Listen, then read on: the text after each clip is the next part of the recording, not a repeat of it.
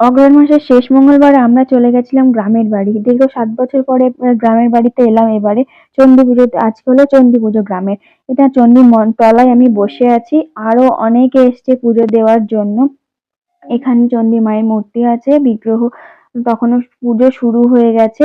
এখানে ধূপ-ধুনা দিয়ে আরো সবাই পুজো, নাম সংকীর্তন এইগুলো করছিল। তাছাড়াও এই চণ্ডী মণ্ডপের পাশে অশ্বত্থ গাছে আজকে আহ শাড়ি, আলতা, সিঁদুর, দণ্ডি কাটা, অজনী পুজো সবকিছু আজকে হয়। মা এখানে আলতা পরিয়ে দিচ্ছিল, তারপর দিদি এখানে সিঁদুর দিয়ে দিচ্ছিল। ভূতও কিন্তু তার সঙ্গে কাজ শুরু করে দিয়েছে। নাট মন্দিরে চলছিল নাম সংকীর্তন। এর সাথে এখানে বড় বড় দেখলাম প্রদীপ জ্বলছে, ভীষণ ভালো লাগছিল দেখতে। আর এখানে অঞ্জলিও তখন শুরু হয়ে গেছে, তার জন্য ভিড়ও আছে। মেলা বসেছে ছোট্ট করে একটা এই পুজোকে ঘিরে।